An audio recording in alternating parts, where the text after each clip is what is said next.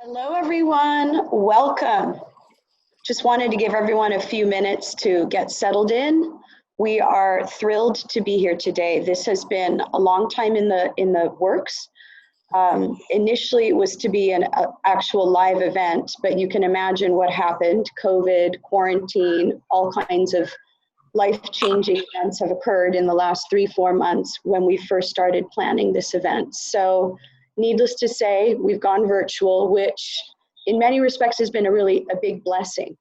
Let me introduce myself before I go any further. I'm Silva Karagosian. I am a UCI alumna, and I'm also the co-chair of the Directors Circle for Armenian Studies. And it's with great pleasure that I get to help out like this and promote our wonderful program and all of the beauty, history, culture, and our language that is so dear and precious to us. It's also something that we feel is valuable for the entire community, not just our small cloistered Armenian community, but the greater community, the global community. And this gathering today has allowed us, this virtual gathering has allowed us to really reach a lot of people. We in fact have folks today on our call, on our webinar rather, from the UK, all over the United States, especially the East Coast, where Dr. Mari Firkatyan, our featured lecturer, is from, Connecticut, New Jersey, Massachusetts, all throughout the western part of the United States, the northern and southern California regions, Arizona. Canadians are also on today, so we welcome you all. We're really happy and pleased that you're all here. Before we get started with our amazing program, I also want to do a big shout out and also perhaps a small explanation of this Friends of the Circle. For those of you that are wondering, this group is just paramount to the program in terms of support. We're a community-based organization made up of people from all different backgrounds, different careers, yet we're passionate about Armenian studies and are doing all that we can to support and to promote. So this is just a thrill for us. And by the way, it is a first time for us that me personally and our Friends of the Circle are hosting such an event. So we're grateful to the support of our professors, Dr. Huri Berberian, who you'll hear from in a moment, Dr. Talar Shahinian, and also our wonderful advancement team at UCI. So I just wanted to thank everybody, and hopefully you will enjoy this amazing presentation and experience that Dr. Mari Firkatyan from Connecticut, the University of Connecticut, will be sharing. But before I go any further, I'd like to go ahead and let our wonderful professor and director of our Armenian Studies program at UC Irvine, Dr. Huri Berberian, welcome everyone and tell us some more about what is going on. What's the latest? So thank you very much, Siva. Thank you to the Chair Circle and the Chair Circle. And most of all, thank you, Professor Firkatyan, for joining us today. We look forward to all the delicious words that you have to offer for us. So I have actually a couple of announcements to make. I won't take too much of your time. One is that we now have a new Center for Armenian Studies at UCI, which will support teaching and research and community engagement with, of course, an emphasis on the study of Armenians and Armenia within a regional and global context. So in a sense, it reflects the global and interactive nature of Armenian experience in the past, in the present, and very likely in the future. So that's my main announcement. My second announcement, which is just as important and actually much more urgent, is that we are still seeking funding for Armenian language for next year. We are planning to teach the first and second level of Armenian courses. That's 6 courses of Armenian language next year, particularly Western Armenian. And so we are actually about $12,000 short of our goal. And we hope that you will join in others who have given to this great programming in Armenian language to make sure that our students have the necessary courses to fulfill their requirements in language, but also in the Armenian Studies minor. So you actually have until June 30th, which is next Tuesday, to pledge your support. However, and this is the good part, you actually don't have to pay until December. So don't just make the promise and not pay. We're just saying, you make the promise now, and then by December you pay. We would be very grateful for your continued support on Armenian language. And I will stop there and introduce you to Dr. Kala Shahinian, who teaches in the Armenian Studies program, particularly Armenian language. Hello, everyone. I'm quite thrilled that Professor Berberian's vision of Armenian studies at UCI has a marked focus on Western Armenian, and I'm proud to be its instructor. We join a handful of research universities nationwide in offering Western Armenian classes here at UCI. To me, it's important that this language, a form of expression of an entire group of people who were made to be wiped out, now finds representation within the academic curriculum of a research university. We offer 2 track levels of Armenian, the beginner series and the intermediate series. So the one series is more grammar focused, and the second series develop those skills that they've acquired in the one series by introducing them to literary pieces and various pieces from visual culture and pulp culture. In fitting in with UCI's foreign languages program, we teach the literary standard by cultivating the students' reading, writing, listening, and speaking skills. And since we're based in California and we attract students with diverse backgrounds vis-a-vis Armenian, we design our courses to accommodate heritage speakers, Eastern Armenian speakers, those who have had some training in the past in the language, and those who have absolutely no introduction to Armenian at all. Perhaps a roommate or a boyfriend or a girlfriend sometimes. For this reason, our lessons are often comparative. They tap into the cultural contexts that produce various spoken vernaculars, various colloquialisms, and various notions of Armenian identity. So our classrooms, real or lately virtual, are really language labs, where Armenian is not only taught to fulfill the students' communicative needs, but it's really intertwined with the students' journey of higher learning and their process of understanding the world and finding their place within that world. I want to thank Silva, Sarah, and the Friends Circle for reaching out to the community about the language program.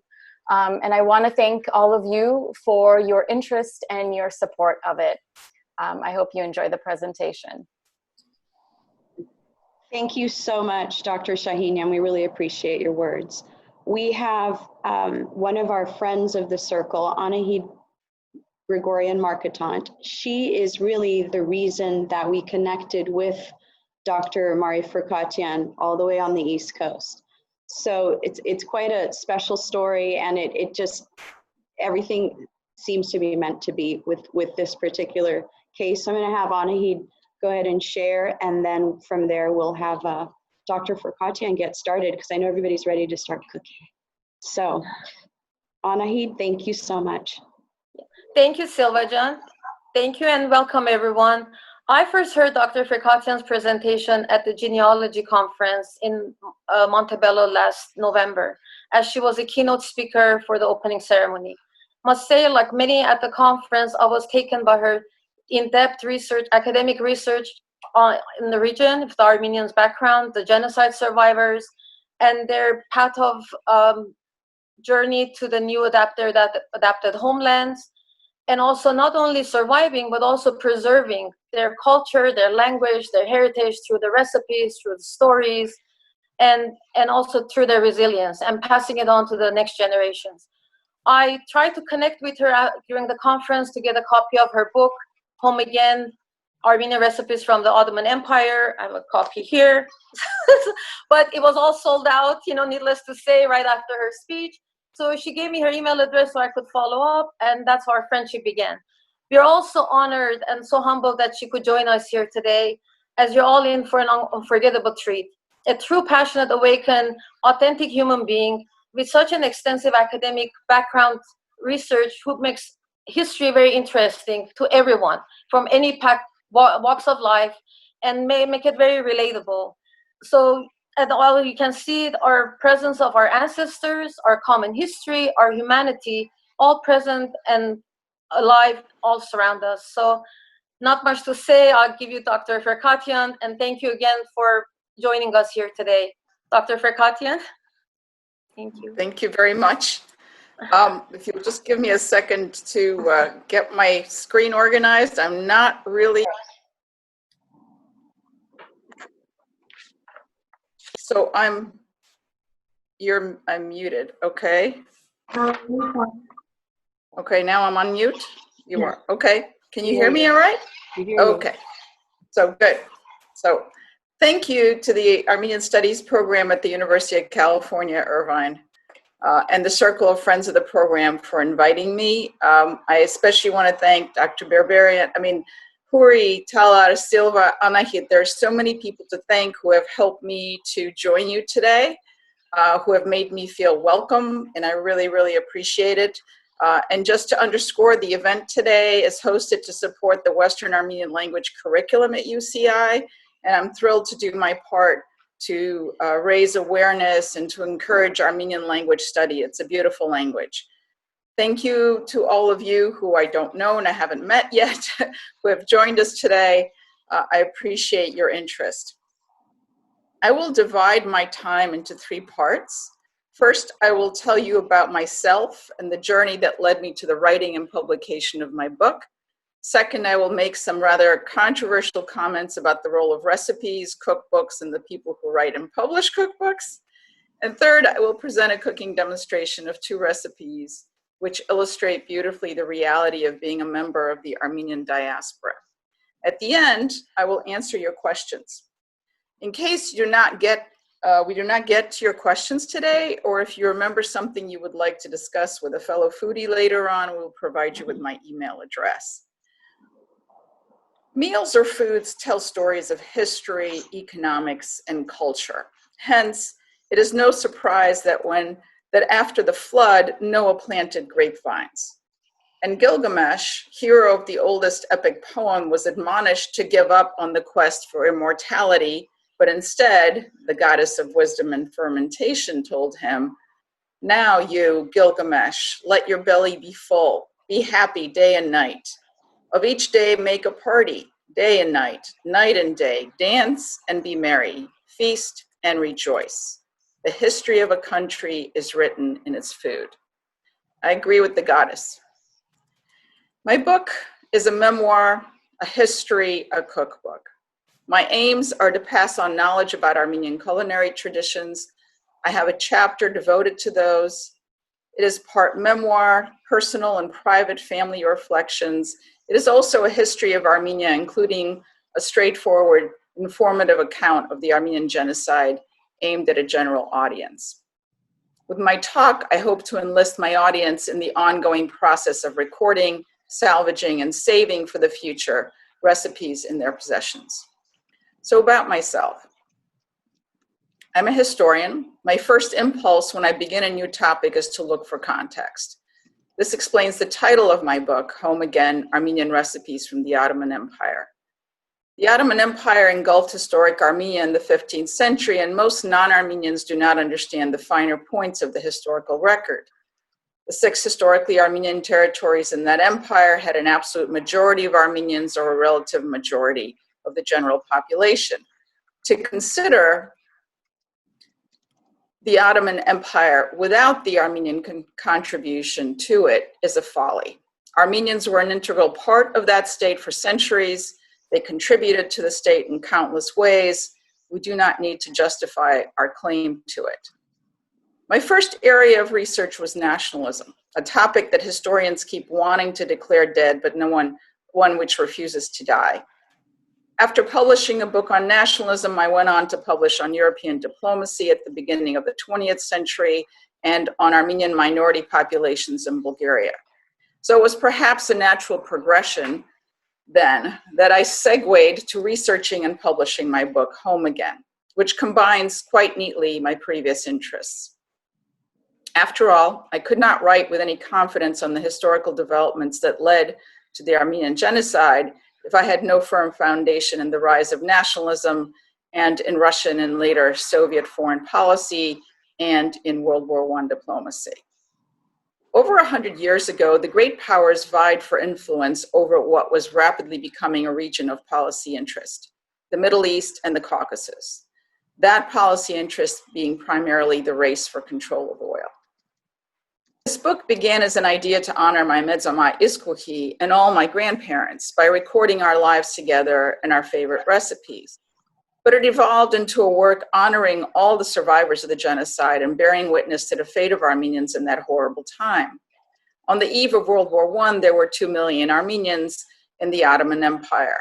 By 1922, there were fewer than 400,000. That trauma imprinted the survivors.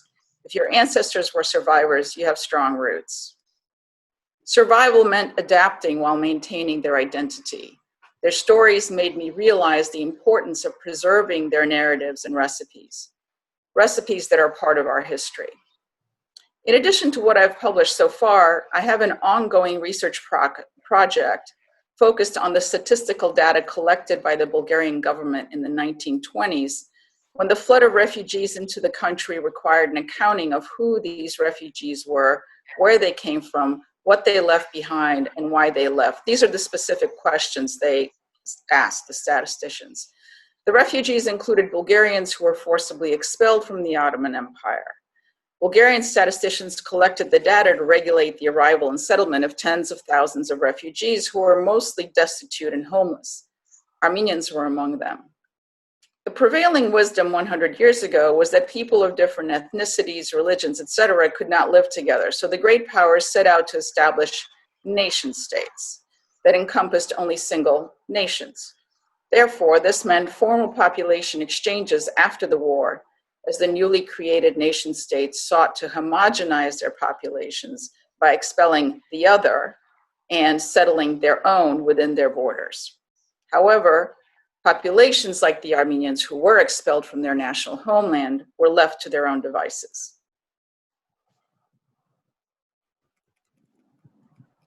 When I began to prepare for this presentation, I gave some thought to the topics I would address. There are many. I decided to settle on issues that seem more relevant today than ever. Given recent events in our country, proof that racial hatred and bigotry are still part of the nation, I thought I would raise the topic of justice for all cultures.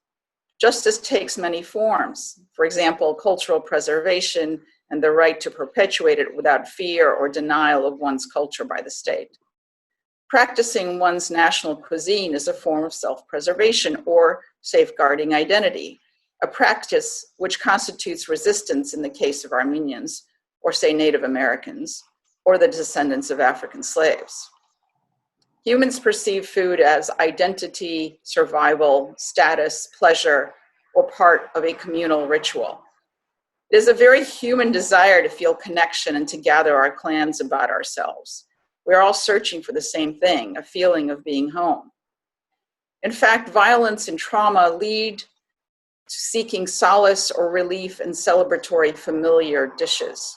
Survivors of those horrors, again, think all traumatized groups, including ours, were further tormented by the actual feelings of displacement linked to the absence of certain types of plants, foods, and animals.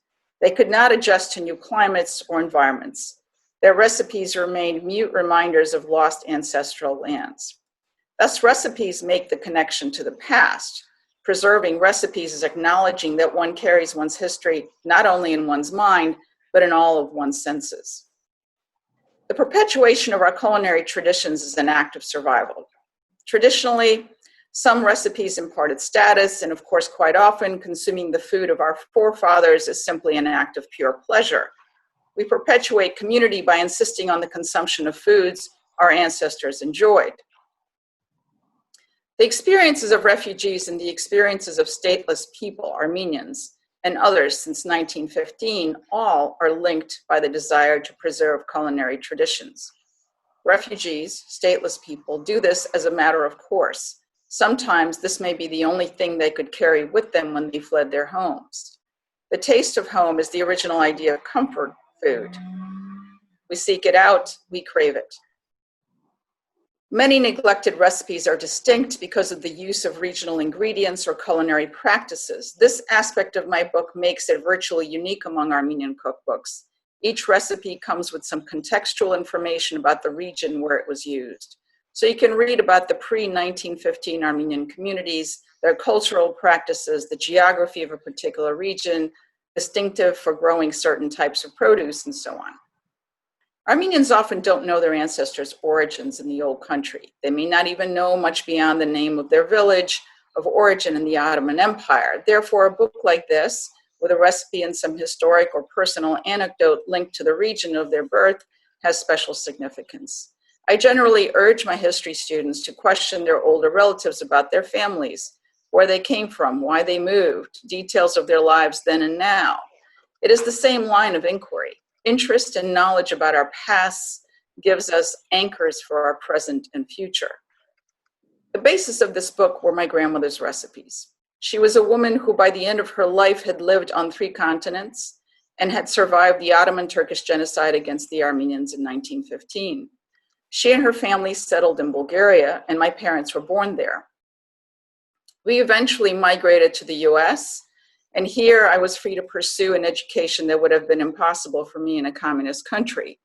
So in the promised land of America, my family demonstrated their resilience and determination by thriving. Becoming successful was a message always hovering in our household as a subtext to everything. My mezmama is the one who raised me because she was at home with me while my parents were working. This was a normal state of affairs in communist East Bloc countries where housing, childcare, and sometimes food were precious commodities. It was the norm that nuclear families lived together with grandparents in those days. No surprise then that my grandmother took care of the household, including the shopping, cooking, cleaning, and childcare, while my parents worked at salaried jobs. That is her holding me, well, she's holding a child in the photo behind me. I hope you can see it. I have no way of seeing what you're seeing. But she's the one holding a child on that bridge behind me. And the woman next to her is my great-grandmother. So this is my mezamai Eskuhi with the child when she was just a young bride. And her husband, of course, my grandfather, is next to her. So it was the norm that nuclear families lived together with grandparents in those days. No surprise that my grandmother took care of everything. By the way, my great-grandmother's name is Takuhi Yahanajian, and Yahanajian is a clue to their trade in the Ottoman Empire. In other words, they were producers of olive oil. They were olive tree farmers. In Bulgaria, we created quite an efficient family unit, but one that would be difficult to recognize for Americans today. My mezama's cooking was a reflection of her own experiences and the influences that infused her family's recipes that were the essence of regional cooking. She was born in Medznorkyug, outside Bursa. At this point, we would like to ask you to write what towns or villages your ancestors were from in the old country in the chat box, and perhaps also give us an idea where you are joining us from at the moment. I learned cooking from my mezama and later my father. One Armenian food writer calls it an act of culinary resistance to cook and eat Armenian food. I agree with her. Cooking and eating Armenian is an act claiming or reclaiming our very existence on this planet. Silva, I'll have you later on make note of who is from where in our Absolutely, in our I'm working on it right now. It's coming through. I know, right I'm now. sure there's a whole slew of them coming in. Really cool. Thank yeah. you. We've got Rhode Island in the house. We've got Korea. It's just so exciting. To return to my narrative, I began to gather other people's recipes in a deliberate fashion when I was finishing up my book, Diplomats and Dreamers. I had a full year sabbatical in 2008, and I took advantage of spare time to travel to Armenian communities in Bulgaria. I visited churches, communal events, and archives. I went seeking, I don't know exactly what, but I met Armenians who welcomed me to their homes and treated me to their favorite dishes. I was pleasantly surprised to be offered dishes I was unfamiliar with. They were a revelation. I collected recipes and personal anecdotes. And to be fair, I've always enjoyed good food, and wherever I've gone on my work or pleasure travel, I habitually seek out local and unique foods to the region. By linking geography, topography, the flora and fauna of their landscapes, by retelling their stories, the produce or industry connected with the region, combined with recipes unique to those communities, I created a gustatory bridge to the past. The recipes in my book are from descendants of genocide survivors who came from different parts of the Ottoman Empire. Rakib, would it be possible, or maybe, wait, I think I have the map ready. Let me see if I can, yes. Let me see if I can figure out how to share. Share screen. Do you all see my map? Or? Yep, we see it now. Okay, good. So, excuse me. So this is a map on the, excuse me, I'm going to have to take a drink. On the inside cover of my book. And what it's mapping are the locations of all the towns and villages where I've gathered recipes. So I'm just going to read a very quick what they are. Aintab, Amasya, Ankara, Banderma, Bursa, Constantinople, Chorlu, Dikranagert, Edirne, Edinjik, Haikyu, Malgara, Musada, Kayseri, Harpet, Kemach, Tekirdek, Rodosto, Sebastia, Shabin Karahisar, Smyrna, Van, and Yalova. So let me see if I can now unshare the screen. And I apologize. I will figure this out and get back to where I want to be. You are doing wonderful. We are getting some fantastic feedback from our Good. listeners. Thank you, Silva. I appreciate it so much. So, as a historian mindful of context, but one of the reasons why I included the map was because it occurred to me that there are plenty of Armenians who may not know where certain towns are, but more importantly, I thought it was really telling for maybe someone who doesn't know our history to see where these locations are. So the recipes map Armenian communities, if you will, in the Ottoman Empire through their existence, right? So many are clustered in specific parts of Anatolia because this is the heart of historic Armenia. The originating community for a particular recipe acts as a marker of Armenian presence on the land. As one food historian put it, to write about what you ate or drank is to dream the past alive. Thus, many of my ideas about connections and bonds between generations took shape in this book. What constitutes a national cuisine can be as hotly contested an issue as how one defines the nation. Regional culinary distinctions can be traced to traditions in communal living, practices that have evolved over time and in keeping with other factors such as climate, local produce, tastes, and traditions linked to communal rituals. That is a national cuisine. Food tastes are too critically important to national groups to be left uncontested. Food is not only physical sustenance, but an existential one as well. Hunger for home unites us more than the drive for simple satiety. So therefore, each time I'm given a public forum like this to share my ideas about the importance of culinary heritage, and to speak about the importance of culinary culture to cultural survival, I hope to encourage all my audience to carefully preserve their recipes. I apologize about this. I thought I had muted my head. Okay. I don't know why I did that. So my search for Armenian recipes continues. I am discovering new recipes constantly. It is a slow process and one that requires patience. I visit libraries and I travel, except for this year. To give you an idea of what this looks like in action, we'll pause briefly here and watch a bit of a video my collaborator Colin McMullen and I created when we had a 1-month residency at the Institute for Creative Arts in Yerevan in 2018. You can find the entirety of this video on YouTube. So Rakib, would you start the video, please? Thank you.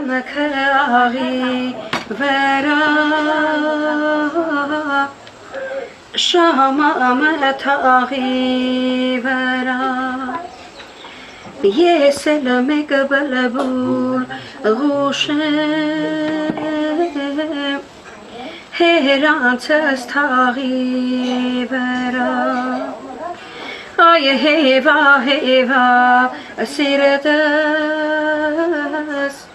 chanda jakut heva siradas kansala alena karamir cheka batane seva siradas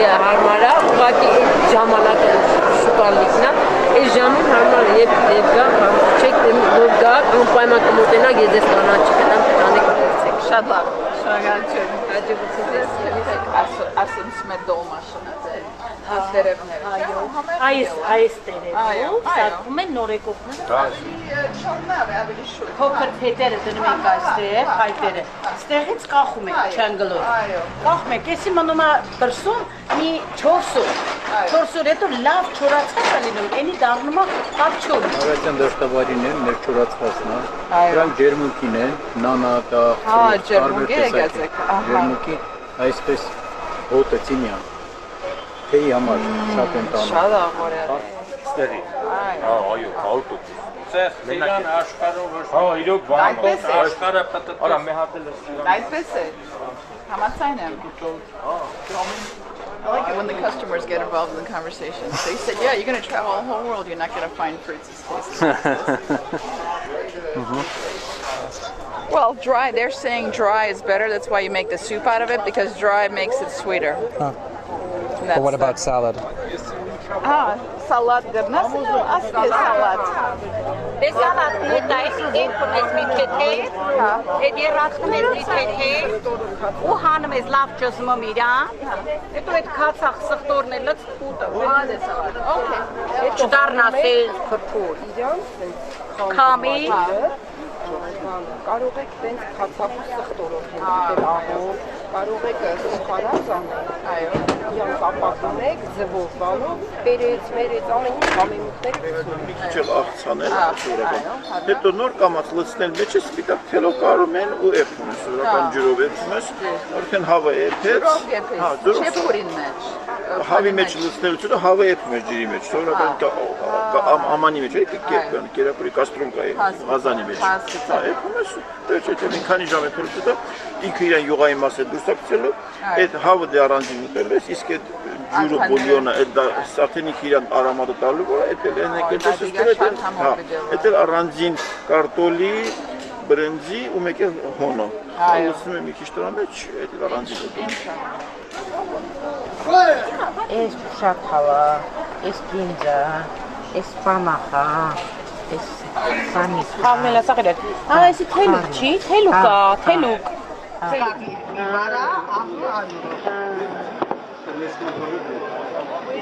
Կամորի մեզ ինչ էր գնում։ Ալուրա, ջուր, ոչ մի բան։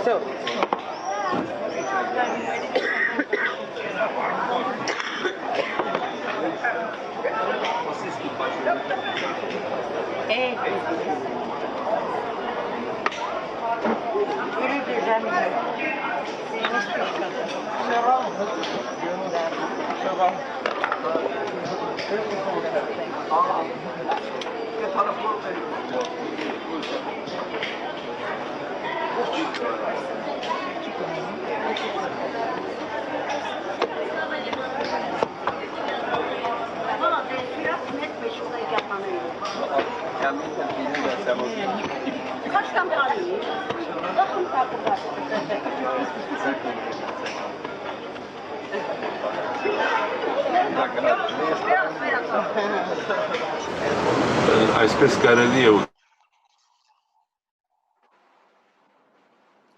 Okay, am I back? I think I'm back. Right? Okay. I'm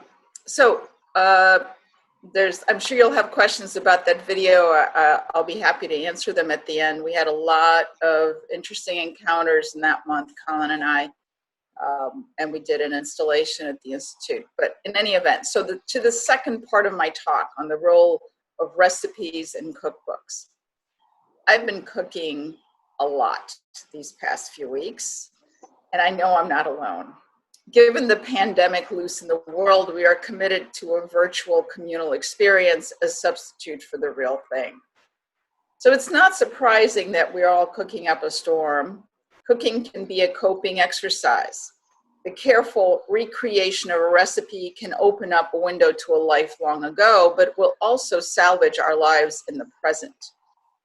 More than food, more than a means of filling the belly, embedded in recipes and cooking, an Armenian dish is our culture, because the people who carried these recipes with them cared enough to do so. These were their heirlooms, and now they are our heirlooms. Cooking, making a meal, gives life to culinary history, the history formed by the people who have fed you and with whom you have shared your life. When we recreate recipes of our elders, we connect the desire to cook with a hunger for love. We are practicing being part of the nation when we recreate our cuisine. But what about those recipes? While leafing through a cookbook or choosing a recipe off the internet for dinner, we should ask ourselves the following questions.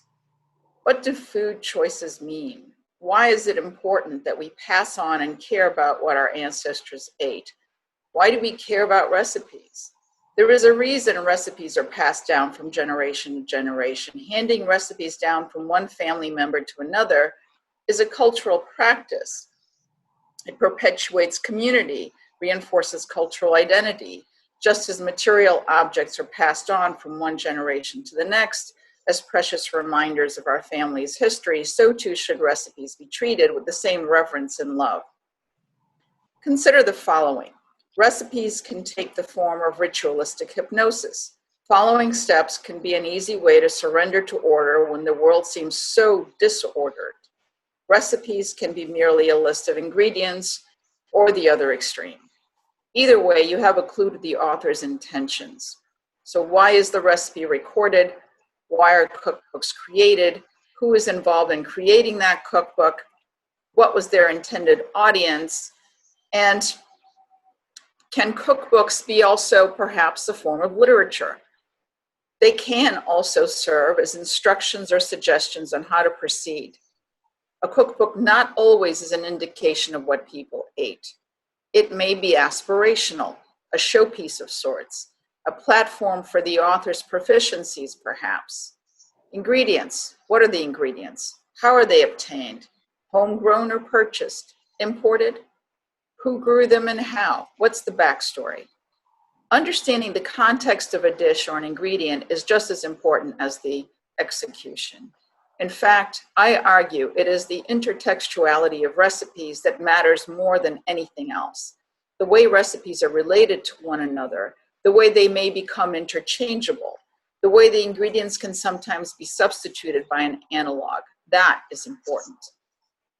How to create this recipe? What are the range of skills? Can we treat cooking as a skill you gain when you put technique and ingredients together? When we ask the questions, why did they eat what they ate in the past and why they prepared it the way they did, we can respond by having ready to hand a cooking philosophy rather than a step-by-step guide. To think of a recipe as an intertextual melange of parts is especially useful now when so many people are either stuck at home or forced to adapt how and what they eat, in part around what they can actually get. Or if you consider this from an Armenian diasporic population's perspective, adaptation of recipes is another form of survival. We've been practicing it for generations. A recipe is not so much about information, informing you just how to make one dish, but rather how to cook more generally, or how to cook like an Armenian. The following are some general tenets of the Armenian kitchen. Typically, meat dishes are prepared only for special occasions. Day-to-day cooking is quite healthy and low in fat, full of whole grains, legumes, and cultured milk. The cuisine incorporates raw herbs and greens, grilled or slow-cooked vegetables, the foundations of a light, nutritious diet. Combined with olive oil, the diet is primarily vegetarian. Kitchen gardens supplied fresh vegetables supplemented with edible wild greens like sorrel, purslane, nettles, dandelions. Armenian dishes tend to use the main ingredient as the centerpiece of the dish without relying on embellishments such as sauces and condiments. Insights into our ancestors' values and flavor preferences also gives us insight into their labor on a daily basis. Cooking their recipes their way is an embodied experience. Using all the senses, we can learn a great deal. How does it feel to make dolma?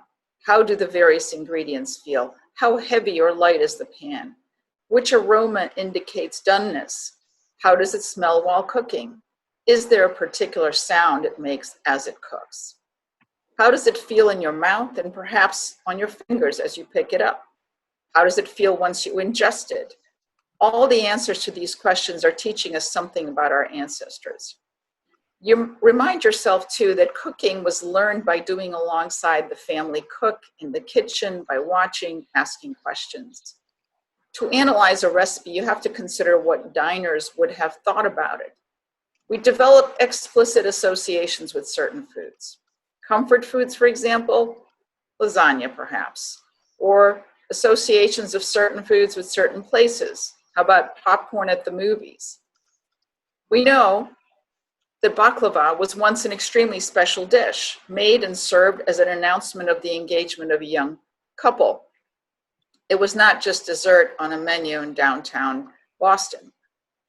A dish that was once elegant or exotic may become ordinary in the present moment.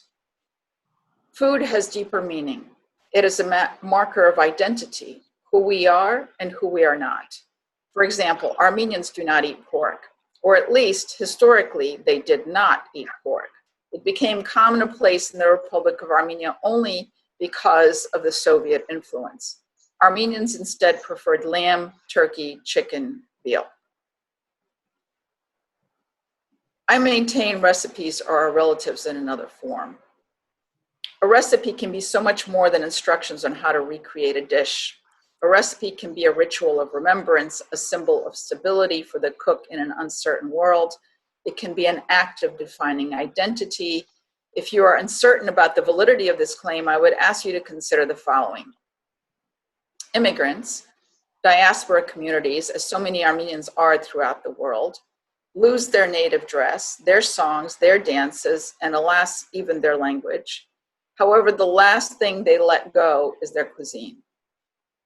Recipes recreated and passed on can restore our villages and towns. It is not enough to simply make dolma, but to know where it came from, the unique blend of ingredients that makes it of that place, and ideally the set of narratives that brought that recipe to you. The collection of recipes, the cooking, and the telling of family anecdotes does just as much for the preservation of Armenian history and culture as the recording of historic events.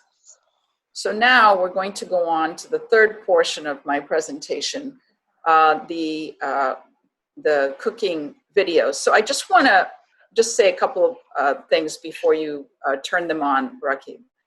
The act of cooking is a deliberate performative act of defiance in the face of oblivion, right? It's a pushback against denial and eradication of our presence or even the fact of our existence in historic Armenia.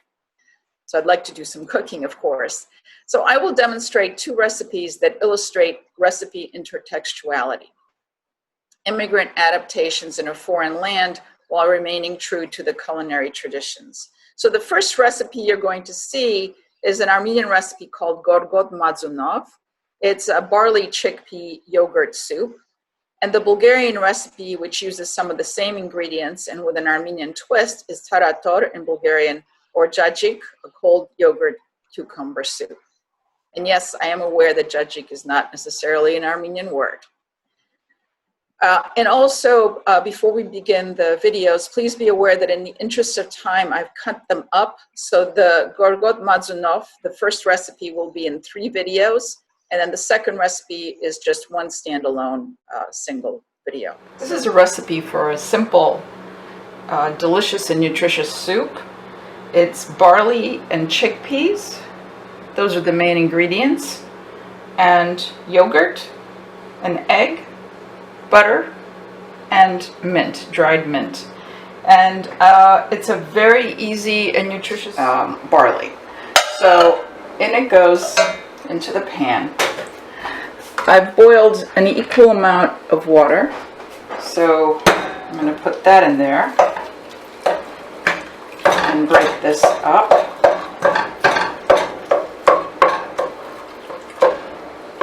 Just a little more. There it is. First, and beat that, and then proceed.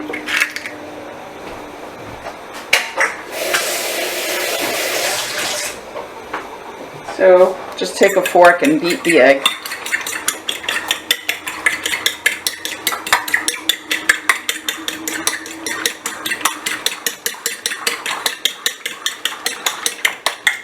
So just combine the egg. You don't need to, you're not making a dessert here, so you don't have to worry too much about it being into a froth.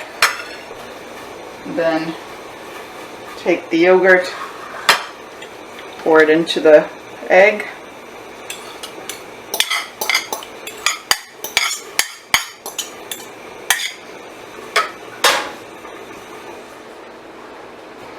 And you might notice I get really great eggs here from a local farmer, so that beautiful yellow color. And I'm just going to give it a stir.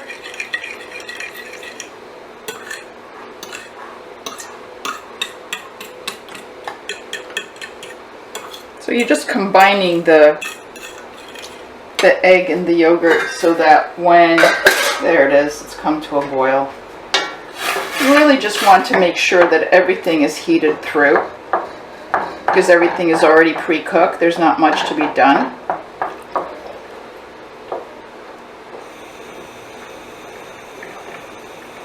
I think you probably can hear how it's simmering. So I'm going to, meanwhile, make sure that the butter is melted in the back.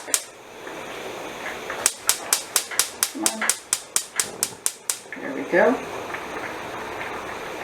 And put in the mint. See that?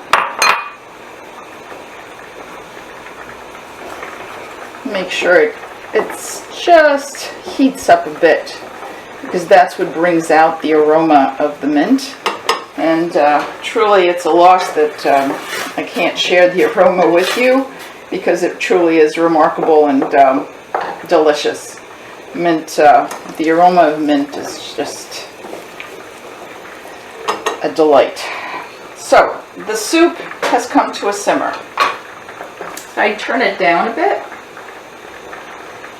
so that it's not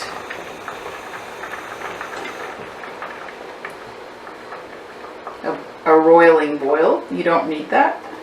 But you know that it's hot, right? Because you're going to add a cold ingredient, the yogurt and the egg, to essentially a hot ingredient, so you know what happens to egg or to yogurt if you do that. So you have to just be careful with that temperature change. This is looking good. So the mint and the butter is doing fine. And the way you bring this to temperature is you take a ladleful of the liquid. You just, there won't be much liquid, so you need to just kind of tilt the pan and what you need, skim it out, and add it to the yogurt. And I'll show you what this looks like. I'm kind of not set up to be showing you directly from above, but I will show you what this looks like in the soup bowl. So you're essentially bringing the cold yogurt up to temperature.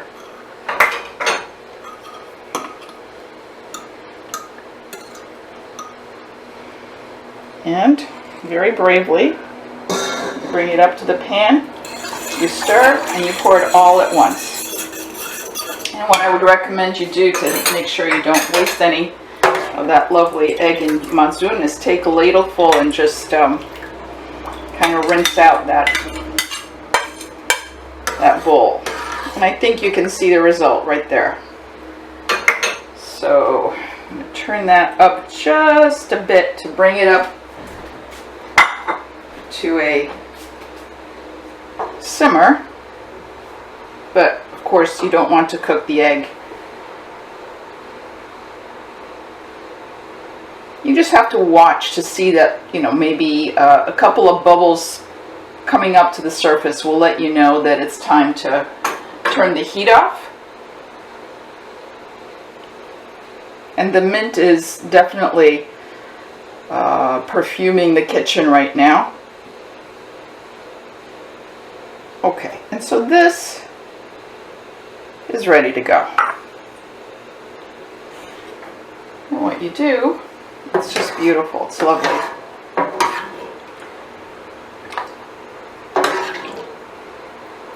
Serve the hot soup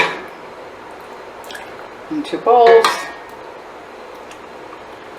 And then you take some of the, actually it's a lot easier, let me do it this way.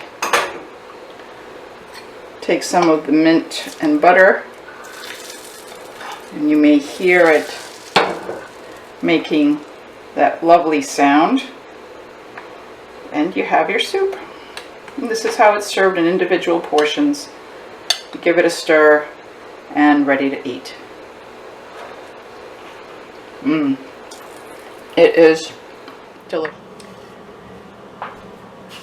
This is a recipe called cacik in Armenian and tarator in Bulgaria, which is where I was born. And it's a very simple recipe, and it's a wonderful, refreshing starter on a hot summer's day.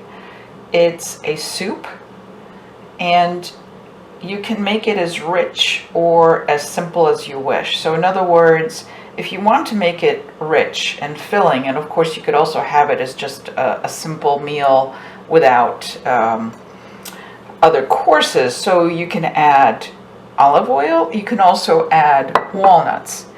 But the essential ingredients are garlic, salt, cucumber, yogurt, some ice water, and absolutely nice fresh dill.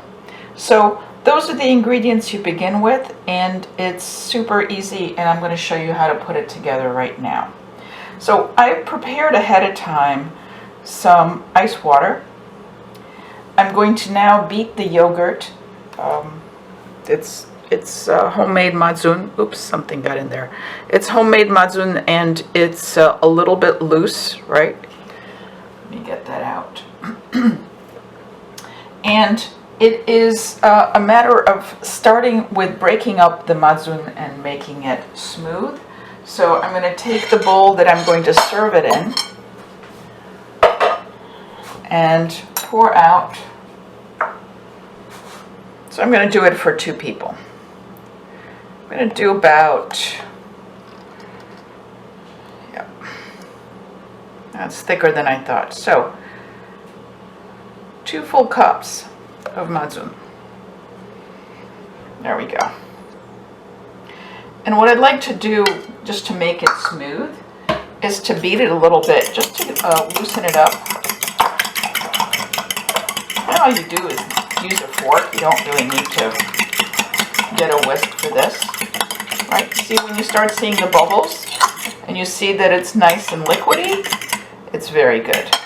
And then add about the same amount of water. It's okay if the ice gets in there. It'll melt by the time you assemble the dish.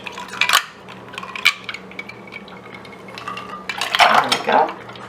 Okay, that's done. Now, give that a stir a bit. And I don't recommend putting putting salt in here now, because when you do the garlic, when you beat the garlic, and so I'm very generous with garlic. Personally, I just adore it, so I eat quite a bit. And for the recommended recipe for what I believe for people to be the less objectionable amounts is about 1 nice clove like this one for this size for 2 people. However, I'm going to put more for mine, and also this is garlic that I grew, and it's the last of my harvest from last year. So it's beginning to sprout. So once it starts sprouting, it becomes less pungent. So you're not really getting that kick of the garlic. So it's I wouldn't call it sweet necessarily, but it's not exactly burning hot. So all I'm doing is just cutting off those little beards at the end. Okay. If it's a little big, I might cut it in 2 just because it'll make it easier. And then I take about what would be a nice healthy teaspoonful and put it in there. And what the salt does is not only will it flavor the jajik, but you also help in the breakdown of the garlic. So a little muscle powder. I'm going to show you what this looks like once it's done.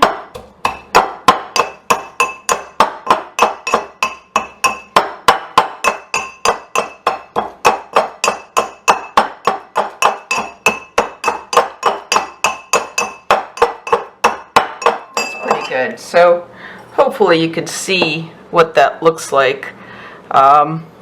It's beaten up quite well. I'm going to give it a couple more whacks. There we go. And so I'm just going to put that on there like that. Just going to spread it out and put that in there. There we go. Nice. Very nice.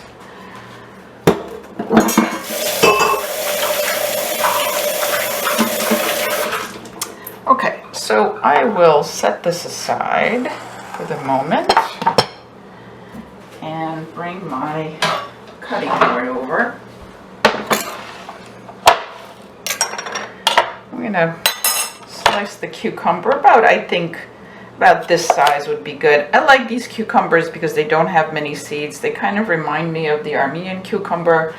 I don't know what they call them in your store, but they might call them Persian, they might call them English. I find these very nice.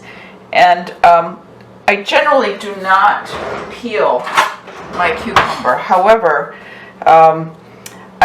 this wasn't the freshest. I really couldn't find the kind I like. So what I'm going to do is simply kind of rough peel it. In other words, not get all that nice skin off, but just in case it doesn't quite taste as fresh and crunchy as I like it. So ideally, yeah, this is not great. I'm going to cut this part off. I think I might end up using the rest of it too. So ideally what I do is I dice it nicely.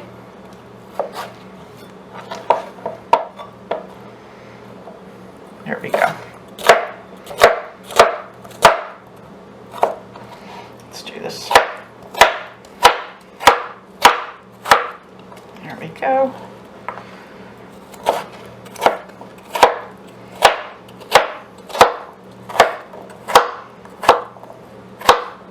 Okay. So let's put that in there.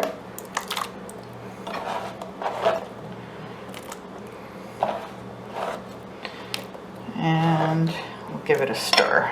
Get the garlic kind of infusing the liquid and the cucumber as well. So now my dill is already nicely washed. It was a very lovely piece of a bunch of dill. Again, I like to be generous with the dill, so I would, for this size portion, I would probably use about 1/3 of this. You can start with a little bit and find out what works for you. It's entirely up to you, of course. So all I'm going to do is this. I'll put that back there for now. Let it rest for the next recipe. There we go. Beautiful. Beautiful dill. I can't wait until the dill from my garden is ready. But until then, I have a good source.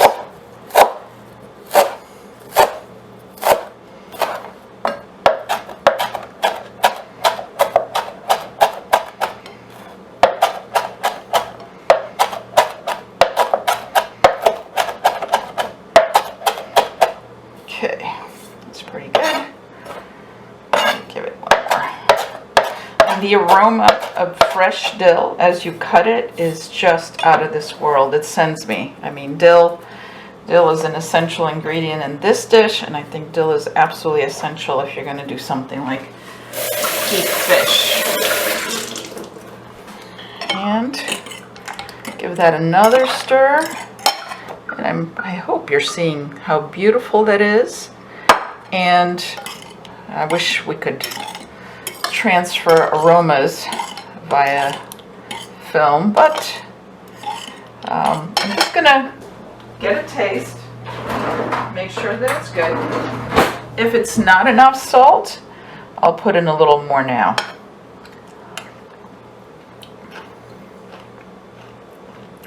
I think the salt is fine.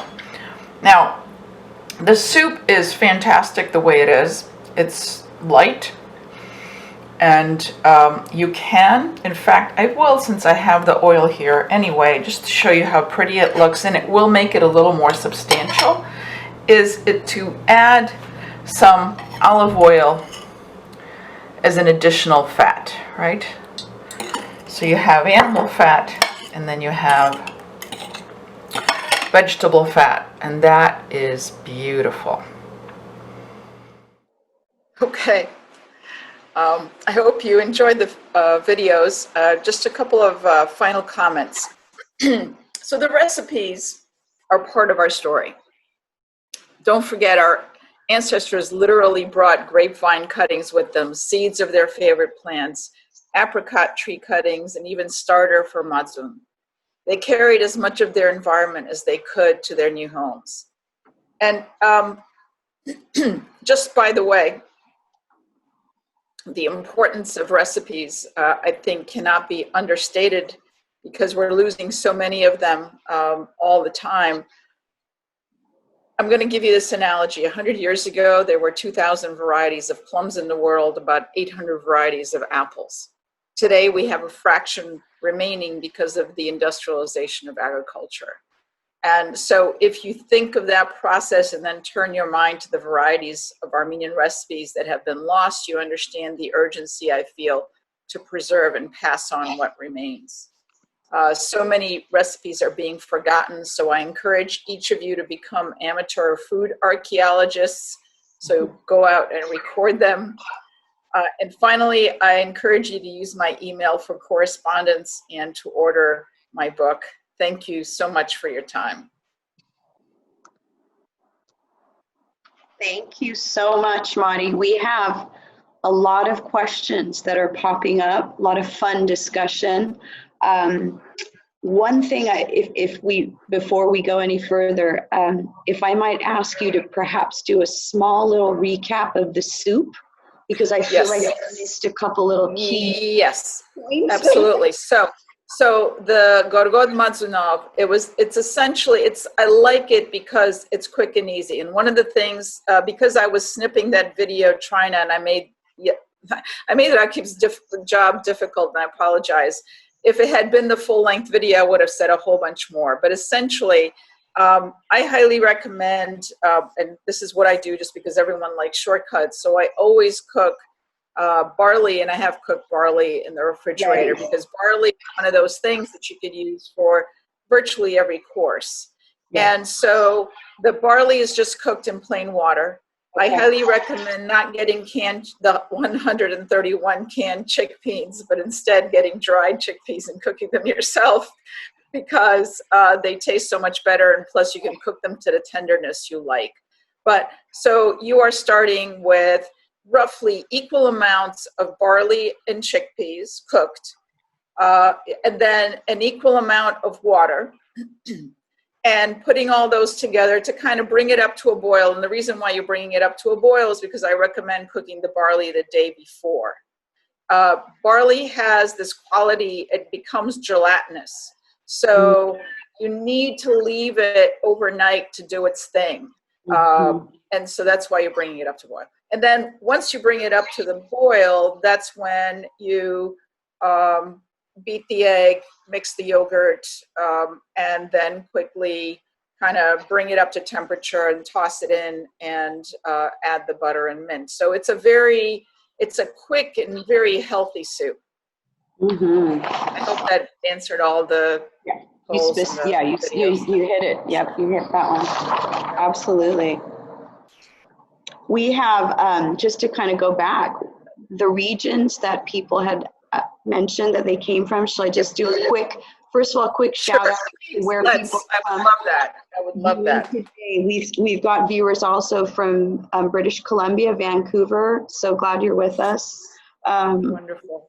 Rhode Island, I think I mentioned that, but I'm not sure. Yeah, and we even have someone who's originally from India, and it's a fascinating story there. We were kind of chatting for a moment, so we'll have to follow up. But as far as other locations, of course, we have a lot of participants who originally come from Istanbul, Turkey, from Tehran, Iran, or Tabriz, Iran. Lebanon has had an enormous Armenian population at one point. Now it's very tenuous, the situation there that some of you may know. I spent 9 months in Lebanon when we were coming to this country. That was the route through Lebanon. Yeah, just a huge center of learning and culture and all of those beautiful things that we're now trying to preserve through these Armenian studies programs throughout the United States and Canada. We're losing those centers. So, but as far as villages, and please, all of our friends who are not Armenian, we want to hear where you're from too. I think I was only hearing from our Armenian friends, but and a couple that perhaps were not. But I've got a girlfriend out there who I know's family was originally from Palestine before it became Israel. Some other friends, I please share. But we've got, as far as the ancient villages of the Ottoman era, we have many from Adana, Marash, Severeg, Aintab, several from Aintab, Maltia, Gerin, Fernus, Erzurum, Sivas, many from Sivas originally, Urfa, Dikranagert, Harpert, Bursa, Zaytun, many from Zaytun originally. I think my father from Zaytun, his family, Van, Tokat, Kayseri, Yozgat, Kanik, there's someone I don't know how to pronounce, sorry. We've also got folks from Russia who grew up in Russia, different parts of Russia. So just an awesome, diverse group of people, and keep sharing. So, and while we're still in that chat mode, we have Dr. Furkatian's email listed. It's on the chat. Armenian, it's homeagain.armeniancookbook@gmail.com, so that if you'd like to order one of her books, her cookbooks, or maybe several. Or just continue the conversation. And also on behalf of just Armenian studies in general, I just want to do a big shout out again that we really value your support and also your feedback on all of this. Just like PBS, please share with us if you like this programming, okay? We'd love to do this again. We're so honored and proud of what we've been able to pull together thanks to Dr. Furkatian, and we'd love to do more of this because it's all about getting the community together and sharing things of interest, things of relevance, things of importance to all of us. So I think at this time we'll do the Q&A. I know we're still getting stuff via the chat, but it's great. Let's see if I've got stuff coming in through Q&A. No, everything seems to be going via chat, which is fine. Let's see here. One of the questions that popped in was, and I was just writing it down, old school. Someone had asked something very interesting about Jaja, the second recipe that you made. Yep. It's called tarator, and I'm sorry if I pronounced this wrong. It's No, called that's right. Okay, in Bulgaria. But tarator in Lebanon or in the Middle East is a tahini sauce for falafel and shawarma. Yes. So I'm so glad that was posed because that's one of the challenges of doing this work. So I used to think that I knew what a recipe was by the name, even if I've never made it. Someone made it for me, and I know the name, and so. But it turns out that names like recipes are not all the same, and so you can have the same name apply to a different recipe. It could be a regional difference, even as much as little as the next village over. And the one example I'm going to give, because what I call our part of the world is actually quite diverse, as we know. And I'm not even going to give you an example that could be quite far-ranging, but let's talk about the one dish or the one thing that most Armenians agree on, which is choreg, right? So we all think that we know exactly what that is. It's a sweet bread, and it's for Easter, and there's a lot of eggs, and it's rich, etc. So I thought that's what it is. And then I encountered these ladies from Amasya, and they told me about Amasyatsi choreg, which is not sweet and it's not a bread. There's walnuts in it, there's sugar in it, there's cinnamon in it, and it's a completely different technology in how you make it and how you consume it. It's kind of these cruller things that get twisted, and you eat it with bastarma perhaps, or some kind of a snack. But in any event, it's called, it's choreg. So there you go. Oh yeah, so I don't doubt that tarator means something else. Yeah. Another question that was posed was, again, about your jajouh dish. It's made in Lebanon with fresh mint and not dill. And my mom's side of the family also came to Lebanon via Syria and Ain Tab and all of that. So we're also on the mint side, so not as much dill. So I'm not going to swear by this. I don't know for a fact, but I have a strong inclination to say that mint is definitely Lebanon and the East, and dill is the West. If we could take Anatolia, the Balkans, and the Middle East and kind of divide them. So, for example, when we talk about oils, so in Lebanon, people or people from that part of the world generally know tahini, and that's kind of a common thing, and it's pressed sesame seeds, and it's an oil, right? It's a fat. Well, if you don't grow it, you don't consume it. So tahini was not something that I was really familiar with in Bulgaria. It was not really part of my lexicon until I came to this country. And then of course, when I began to study and work on this, I realized there was that oil divide, the olive oil versus sesame oil divide. Right. And that's not to say that they don't use olive oil, but the fat differentiation based on geographic location does depend on it, depending on what the dish is. Yeah. It's really shaped and colored our cuisine as a culture, and as a diaspora and community. So it's absolutely. And, I didn't know about hummus until I came to this country. I had no idea what that was. Right? Tabbouleh, hummus, nothing. I mean, I love them, but which is not classic if we're talking, and I don't even know if this is correct, so please correct me. It's not even classically an Armenian dish. It's a Middle Eastern dish. No, of course not. But then we don't want to start talking about the authentic classic and all that stuff. Because if we go there, we're going to go down a very slippery slope. Yes, we don't. And I will tell you what my philosophy on this is. If someone makes it and considers it their own, it is their own. Right. And that's the end. And it's part of your family's history and traditions. Yes, exactly. Exactly. For all of us from wherever we are from in the world. Yep, one big human family. Exactly. We've got some more fun questions. Question about your book. Is your book, how much of it is history versus recipes? Or is it just a nice? It's probably 50-50. I would say it's exactly 50-50 because the recipes are about 174, if I'm not mistaken. There's the chapter that's basically giving you the big brushstrokes of what the cuisine is like, you know, a little bit of what fruits we like, what vegetables we like, what cooking techniques we like, that kind of thing. What's most common in the culture. I spent a little time talking about the varieties of breads and so on. So I would say it's 50-50. Okay, excellent. Some more comments on the wording in Turkish. I'm just reading this. The tarator, about the tarator. Yes. The wording is in Turkish and is in regards to the location and the local inhabitants. Tarator is in fact a sauce done with garlic and vinegar and noix de Grenoble and used to accompany fried mussels. So in that part of the world, then that's how they're incorporating. Wow, that's awesome. I haven't heard of that.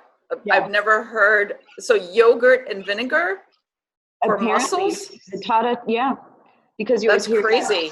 Mixed dairy. That is really interesting. Thank you for that. I love mussels. I mean, that would have been what I would have made, but it's so labor intensive, and plus getting fresh mussels and shopping specifically for something that unique was just not on my radar. Yeah, but I love mussels. Anything. We've also got someone asking, does the Zeytun village have a meaning in Armenian? So my metzama said Zeytun was olives. Right. That's what. So let me just a direct translation. Then that's Right. Yeah. So I'll leave it at that. All right. Oh gosh, some more questions are coming in. Let's see. This is fun commentary and very, very relevant. With all of these 21st century food sensitivities to gluten, lectin, dairy, and others, and the GMO, the young Armenian generation do not eat the bulgur, the carbs, the dairy. My grandmother cooked all of these foods, the manti, all the grains, but she was healthy and very thin, and she lived till her 90s. This is from Mimi Melkonyan. Just commentary on dietary. The commentary, I understand you completely. My daughter discovered she has to be gluten-free. It's absolutely, it's killer because so I can't feed her most of what I make. And unfortunately, it may also be that people's allergies today are a reflection of the environment we live in. Right. And it's also true that gluten intolerance, I'm convinced, is based also on these grains that have been hybridized to get us to where we are. I have no scientific proof for this, right? But I know for a fact that most people that are gluten-free can probably start with like einkorn and frike and stuff like that, more ancient grains to be able to have them and would not have problems. Same thing with barley. Barley, if it's not processed in a facility that has other, gluten-bearing grains, then it should be fine for people that are gluten-free. But I have no scientific proof, but it is. But it is quite a hot topic for sure in the world of food and cooking. But the cuisine is incredibly healthy and is largely vegetarian. I mean, if you're a pious Armenian Christian, then you have to, avoid animal fats for about 160 days a year. It's kind of tough doing that unless you can get creative with the cuisine. Someone has asked here, how long did it take to write your cookbook? Oh, you don't want to know. It took me 10 years, but I'm a bit of a type A personality, so I was working on other projects while I was doing this on the side. Sure. Ask me how that's done. I don't know. And of course, I have a full-time job, so teaching and writing aren't really easy to do, as most academics will tell you. It took me 10 years from beginning of the thought, because initially I was also thinking that it was really just for my daughter. I just wanted to give her something to pass on. And then as it became bigger and I realized there was something there. Just a few more questions, and I guess we'll need to wrap it up fairly shortly. Alexis Megruni had mentioned, and I have just recently heard about this farm, which is out here in California, Central Valley. It's called Kundarian Farms. Yeah. Our local farm stand, I live in San Juan Capistrano in Southern California. Our local organic farm stand has grains from them. I thought, oh my gosh, you know, this is amazing. So that is wonderful. Grains that we're looking for to make our diets more healthy. Let's see here. Yeah, before we wrap it up, we have, could we please see a bit of the book? I want to as well. I mean, I've seen it, but it's been a little while. So I don't know that. Well, you're not going to see it because I can't lift it up. I wonder so if it's not going to work. You know what, Anahid, or can you hop back on? Because you had the book on your, I don't know if you're still there. I mean, I know you're still there. You didn't skip out, did you, Anahid? But anyway, it's a gorgeous book. It's a thick, beautiful photography. Yeah. I will try to find it in a bit here.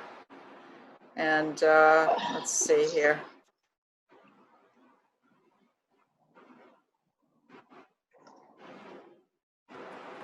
That being said, while you're looking, Madi.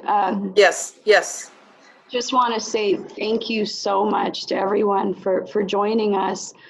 This webinar will be recorded.